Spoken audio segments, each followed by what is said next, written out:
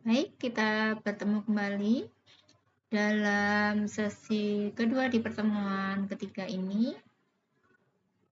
Mudah-mudahan teman-teman sudah mulai membuka mitesnya ya. Baik, kita lanjutkan. Kalau tadi kita sudah kenalan sama macam-macamnya atau ragamnya requirement, sekarang kita coba untuk mengimplementasikannya gitu ya, dalam artian saya mau menyampaikan tentang tahapan-tahapan dalam requirement engineering. Nah, ini adalah sebuah sistem informasi rumah sakit yang nantinya bisa kita jadikan studi kasus untuk mencoba menerapkan tahapan requirement engineering. Tahapan pertama adalah elicitation. Ya, elicitation itu dalam rangka mengumpulkan requirement atau mengumpulkan kebutuhan. Ya, mengidentifikasi kebutuhan stakeholder. Jadi bukan hanya user, tapi stakeholder, pihak-pihak yang berkepentingan. Nah, elisitasi kebutuhan ini harus dilakukan secara mendalam, teman-teman ya. Jadi biasanya Kak tadi misalkan ditanya mau cari rumah yang kayak gimana?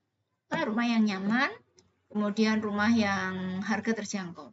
Nah, ini kan nggak bisa diukur, nggak standar. Maka pada saat proses elicitation kita harus menggalinya.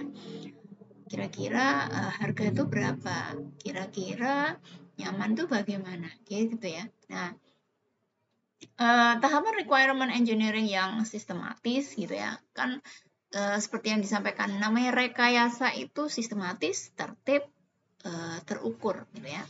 Nah, kalau kita bicara dari sisi sistematis misalkan, di tahapan ini proses pengumpulan kebutuhan tadi dan validasi kebutuhan ini berkaitan dengan sistem informasi manajemen rumah sakit misalkan ya. Nah, di proses elicitation pada saat mengumpulkan pengen tahu nih kebutuhannya klien apa, stakeholder tadi apa, maka kita bisa melakukannya atau kita bisa mengumpulkan kebutuhan mereka itu melalui metode wawancara. Ya. Karena tadi kalau cuma ditanya kayak gitu nyaman, terjangkau gitu. Kan gitu ya. Akhirnya kita perlu ada mungkin bahasa sekarang deep talk gitu ya. Bicara atau diskusi, wawancara, interview lebih mendalam gitu ya. Misalkan tadi sistem informasi rumah sakit, manajemen rumah sakit ya. Kita mencoba wawancara dengan dokter karena nanti pihak-pihak ini, stakeholder ini ada di SIM RS-nya tadi, di sistem informasi rumah sakit ya. Kita ajak bicara dokternya, perawatnya, bagian administrasi rumah sakitnya, gitu ya.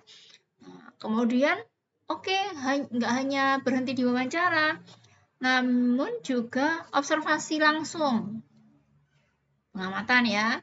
Kita cek nih alur kerja pendaftaran pasiennya bagaimana. Untuk memanajerial atau mengelola biasanya apa?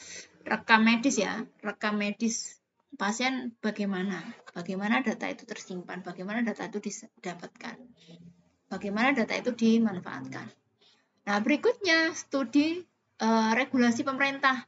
Ini kaitannya bisa dengan data pasien. Boleh nggak data pasien itu serta-merta digunakan oleh beberapa bagian atau hanya untuk bagian tertentu, tidak boleh dimunculkan di publik dan sebagainya gitu ya. Kemudian berkaitan dengan keamanan sistem. Nah, di sini hasil dari wawancara itu kita bisa mendapatkan misal berkaitan dengan SIM RS ini ya, sistem rumah sakit ya.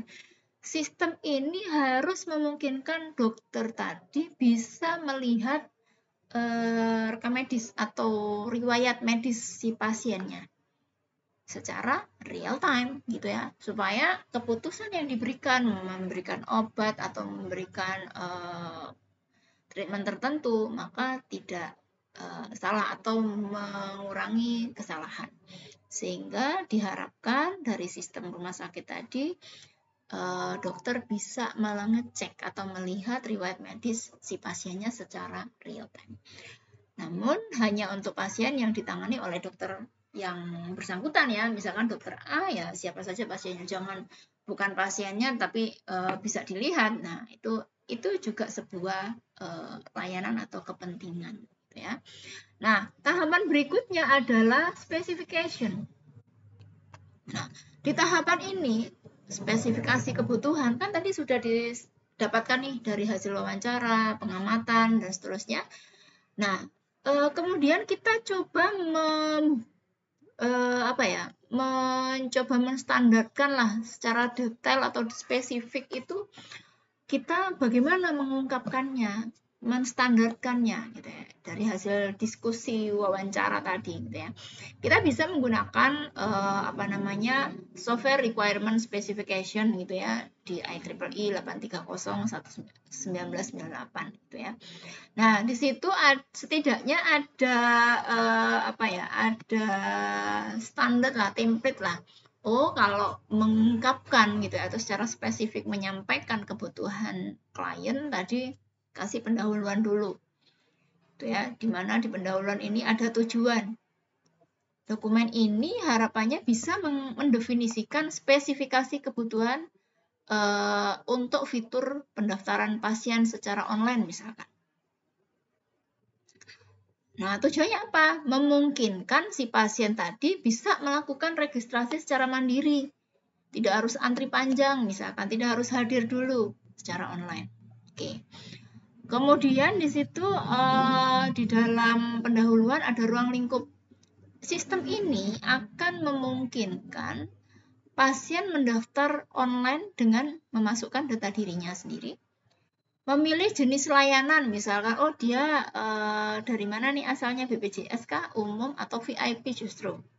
Kemudian mendapatkan nomor antrian otomatis. Nah, itu ya. Kemudian di sini kita definisikan di sistem SIM RS itu apa? Sistem informasi manajemen. BPJS itu apa? Badan Penyelenggara Jaminan Sosial. Dan seterusnya. Jadi secara detail disampaikan. Kemudian gambaran umum dokumen ini menjelaskan kebutuhan secara fungsionalnya dan non fungsional. Jadi nanti akhirnya ketahuan kebutuhannya apa saja, fitur apa saja, layanan apa saja yang harus ada atau yang diminta di SIM rumah sakit tadi. Tapi tidak menghilangkan yang non fungsional ya. Yang non fungsional juga diperhatikan. Tadi disampaikan bahwa non fungsional bisa lebih cenderung ke performance. Oh, ini tidak boleh lebih dari sekian detik kalau input data dan seterusnya. Ini harus diperhatikan dan disampaikan atau didokumentasikan di tahapan spesifikasi. Nah, di situ di bab berikutnya di SRS ini yang kedua adalah deskripsi keseluruhan. Di mana deskripsi keseluruhan ini ada kaitannya sama perspektif produk. Gitu ya. Oh, nanti fungsi sistemnya gimana? Yang diinputkan apa? Data pasien. Data pasien itu apa saja? Mulai namanya, nomor induk kependudukannya, misalkan BPJS, nomor BPJS-nya, nomor yang bisa dihubungi, nomor handphonenya gitu ya. Prosesnya apa? Kan tadi ada 3 ya. Deskripsi proses, input, kemudian output. Inputnya itu tadi data pasien, prosesnya apa? Oh, bisa memvalidasi data pasien, misalkan. Oh, bisa menyimpan ke database nih data pasiennya. Oh, bisa membuatkan penjadwalan. Yang berikutnya di fungsi sistem di deskripsi keseluruhan ini, output. Nah, outputnya apa? Oh, ada nanti muncul konfirmasi pendaftaran dan nomor antrian. Anda sudah terdaftar, ini nomor antrian Anda, sekian gitu ya. Nah, kemudian secara deskripsi keseluruhan di sini ada karakteristik pengguna. Pasien mendaftarkan diri, kemudian pihak admin rumah sakit memverifikasi. Oh ya benar ini pasien nomor sekian, antrian sekian. Oke. Nah, tapi di sini juga ditentukan, disampaikan batasannya, constraint-nya. Oh, ini hanya bisa digunakan oleh pasien dengan koneksi internet, ya kan? Karena memang berbasis web misalkan. Kemudian pendaftaran bisa dilakukan maksimal H-1 sebelum kunjungan. Nah, gitu ya. Jadi kalau pas jamin 1 misalkan gitu ya, itu tidak bisa diakui misalkan. Itu harus disampaikan. Nah, berikutnya berkaitan dengan kebutuhan spesifik gitu ya. Kebutuhan spesifik ini berhubungan sama nanti kebutuhannya apa saja. Misal, kebutuhan pertama, sistem harus menyediakan form pendaftaran pasien secara online. Permintaannya gitu ya, secara tadi habis wawancara, observasi, dan sebagainya. Kemudian yang kedua, sistem harus dapat memvalidasi ini nomor BPJS melalui API BPJS.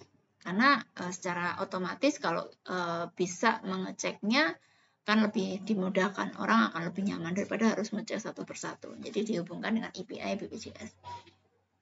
Kemudian sistem harus menyimpan data pasien yang sudah mendaftar. Jangan sampai nanti pasien sudah datang ke rumah sakit tidak terdeteksi misalkan, gitu ya. Nah itu juga dikurangi gitu, permasalahan seperti itu. Kemudian yang diminta atau kebutuhan requirement-nya adalah sistem harus bisa mengirimkan konfirmasi melalui SMS atau email misalkan. Nah, itu ya, itu secara fungsional. Nah, tadi saya katakan di sini SRS menspesifikasi bukan hanya fungsional saja, tapi non-fungsional juga. Seperti apa? Oh, sistem harus dapat melayani minimal 1000 pendaftaran per hari. Kan tadi ya berkaitan dengan permintaan pertama tadi kan, menyediakan formulir pendaftaran pasien online. Nah, kemudian secara non-fungsionalnya, berkaitan dengan permintaan yang itu, sistem harus dapat melayani minimal 1000 pendaftaran per harinya. Ya, kan gitu, jangan sampai nanti sistem menolak misalkan ya, tidak bisa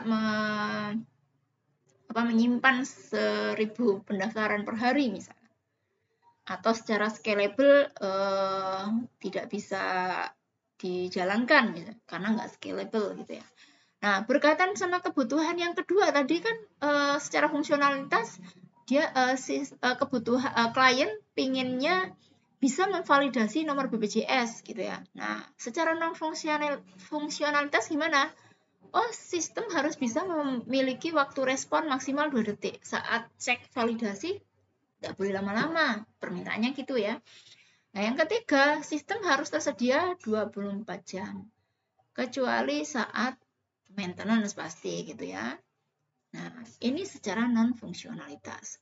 Kemudian lampirannya apa? Kita bisa melampirkan di SRS atau bentuk seperti laporan gitu ya, secara spesifikasi. Secara spesifik disampaikan, oh diagram use case-nya pendaftaran online. Ada gambar diagram use case-nya, gitu. Ada diagramnya yang disertakan dalam laporan SRS ini. Kemudian ditampilkan juga flowchart proses pendaftarannya. Nah, di tahapan ini kesimpulannya adalah kalau berdasarkan IEEE 830 ini harapannya bisa membantu ya, mendefinisikan kebutuhan perangkat lunak secara sistematis. Nah, kan konsepnya rekayasa tadi sistematis. Kemudian ya terstandar tadi gitu ya. Jadi ada tahapan-tahapan, oh kayak tadi ada non-fungsionalitas, oh ini harus bisa tersedia 24 jam. Oh ini harus bisa melayani data pendaftaran sebanyak 1000 per harinya. Nah ini kan standarnya jelas, bisa diukur dan sistematis. Gitu ya. Kemudian sedikit lagi, tahapan berikutnya adalah validasi dan verifikasi. Gitu ya. Kalau validasi itu cenderung requirement ini sesuai sama kebutuhan pengguna. Intinya hasil akhirnya nanti di fitur atau di sistem ada apa saja fiturnya atau layanannya. Itu ya, lebih ke situ. Kalau verifikasi, apa sih yang dilakukan pada saat menjalankan sistem ini? Ya, misalkan pada saat validasi. Validasi ini kan tadi ya disampaikan dilakukan untuk memastikan bahwa sistem informasi rumah sakit benar-benar bisa berguna ya, bisa dimanfaatkan. Misalkan aktivitas validasi ini pertama user testing dari dokter, perawat, mereka yang tadi sudah diajak wawancara dan mereka menjadi end user-nya, mereka diminta untuk mencoba prototipe. Coba sih dijalankan, kemudian dicatat gitu ya. Untuk mencatat rekam medis pasien bagaimana? Apa tampilannya bisa dipahami atau mudah digunakan nih sama dokter sama perawatnya? Gitu ya. Kemudian petugas farmasi misalkan. Mereka bisa menguji apakah mereka bisa menggunakan atau menjalankan dengan mudah. Ya, atau bisa lihat stok obat secara real time. Nah, gitu ya. Kemudian survei dan feedback. Menanyakan kepada dokter apakah sistem sudah mempermudah pencarian riwayat kesehatan pasien. Nah, gitu ya. Selain mereka harus tes langsung gitu ya, user testing istilahnya, kita juga bisa minta feedback mereka. Kita survei, kasih kuesioner, kita tanya gitu ya feedbacknya. Kita tanya pada dokternya apa sistem sudah mempermudah pencarian riwayat kesehatan pasien. Pastikan pasien dapat menerima hasil lab secara online dan sebagainya. Ada feedback yang kita tanyakan. Nah, hasil validasi ini jika dokter pada saat uji testing atau user testing tadi itu beliau mengeluhkan bahwa sistem ini kok terlalu lambat ya dalam menampilkan riwayat pasiennya. Nah, maka sistem ini tidak lolos validasi. Bisa jadi meskipun sudah lolos verifikasi. Oh, secara aturan, secara proses ini sudah sesuai misalkan, tetapi ternyata menurut si klien ini belum memenuhi, misalkan gitu ya. Kemudian jika pasien merasa kesulitan mengakses hasil lab karena mungkin user interface-nya yang membuat mereka bingung, maka perlu dilakukan perbaikan, ya. Nah, itu dari validasi. Di tahapan ini ada juga verifikasi. Nah, kalau kita contohkan dari aktivitas tadi ya, kan tadi ada unit testing ya, yang meminta user testing ya sebelumnya, yang ini unit testingnya. Memastikan bahwa fitur pencatatan rekam medis ini dapat menyimpan, juga biasanya kalau menyimpan, mengedit, hapus gitu ya. Data pasien misalkan. Gitu. Kemudian berkaitan dengan aktivitas verifikasi sistem informasi rumah sakit, juga berkaitan dengan integrasi testing. Memastikan modul sistem resep obat dapat berkomunikasi dengan sistem gudang farmasi. Ini kan tidak berbicara tentang fungsionalitas ya, kalau verifikasi ini bisa bicara tentang lebih cenderung hampir ke non-fungsionalitas gitu ya. Jadi sebetulnya di tahapan verifikasi ini memastikan bahwa sistem dibuat sesuai dengan spek yang telah ditentukan. Nah, hasil verifikasi ini apa? Apabila fitur pencatatan rekam medis tadi berfungsi sesuai dengan spesifikasi yang diminta, maka sistem lulus verifikasi. Misalkan tadi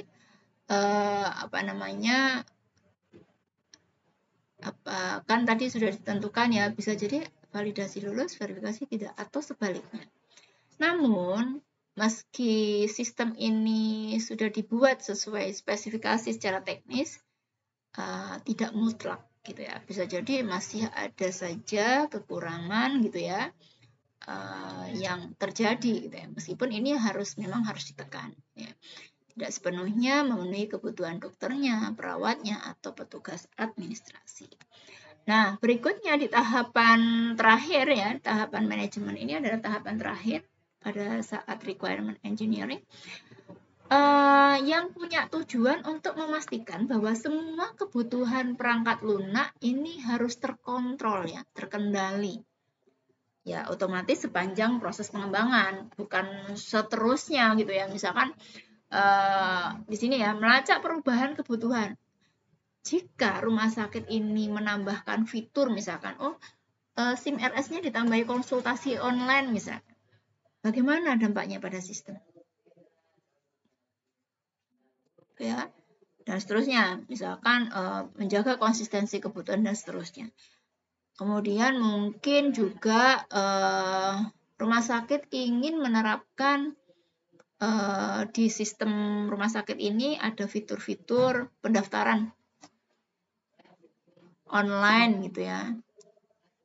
Kemudian ada sistem antrian otomatis, integrasi dengan BPJS dan asuransi lain. Nah, ini kan sesuatu yang harus diperhitungkan gitu ya kalau ada perubahan seperti ini. Misalkan di sini berkaitan dengan konsistensi kebutuhan ya. Jadi di tahapan manajemen ya ada bisa jadi pada saat menjaga konsistensi kebutuhan apa, semua kebutuhan sudah didokumentasi dengan jelas dan seterusnya. Ini ada hubungannya, misalkan ada si A dengan kebutuhannya gitu ya, misalkan kalau pasien yang mendaftar online ini langsung bisa dapat nomor antrian, nggak perlu datang ke rumah sakit misalkan.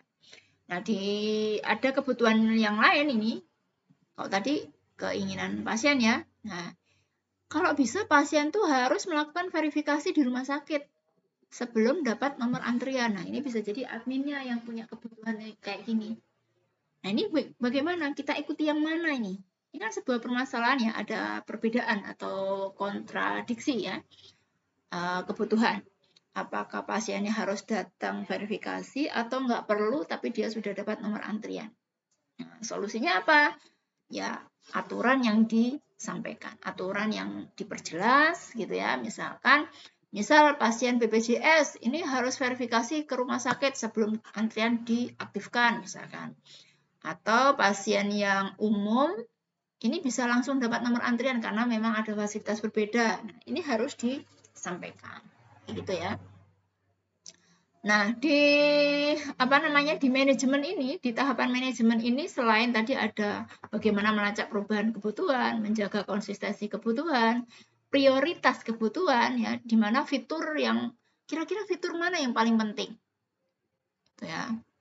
Nah, jadi bisa jadi tidak semua fitur itu nanti dipenuhi ya, sesuai dengan urgensitasnya atau kepentingannya. Kemudian validasi dan verifikasi kebutuhan, apa kebutuhan yang ditetapkan tadi benar-benar sesuai dengan regulasi kesehatan. Ya, tetap harus disesuaikan dengan lingkungan atau kebijakan atau regulasi yang ada. Kemudian tetap ya karena ini rekayasa ada unsur dokumentasi ya, ciri khasnya requirement engineering ini ada dokumentasi. Semua perubahan kebutuhan harus terdokumentasi agar tim pengembangnya dapat memahami perkembangan sistem.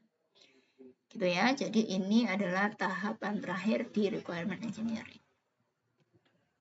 Nah, naik lagi. Nah, berikutnya ada level kebutuhan. Jadi seberapa penting sih sebetulnya kebutuhan itu tadi kan tadi sempat disampaikan ada yang krusial, ada yang bisa depending misalkan. Jadi berkaitan dengan hal ini, kita bisa bagi jadi 3. Yang pertama berkaitan dengan requirement, normal requirement. Yang kedua expected requirement, kemudian exciting requirement. Nah, bedanya apa? Kalau normal dinyatakan secara jelas, oh saya maunya atau dokter inginnya riwayat rekam medis pasien bisa secara real time dimunculkan ke ke dokter yang dimaksud, yang bersangkutan. Oh ini pasiennya siapa? Oke, itu kan secara jelas disampaikan. Maka hal-hal seperti ini wajib hukumnya dipenuhi. Kemudian ada yang berikutnya level kebutuhan itu expected. Nah, expected di sini adalah require tidak tersampaikan secara eksplisit.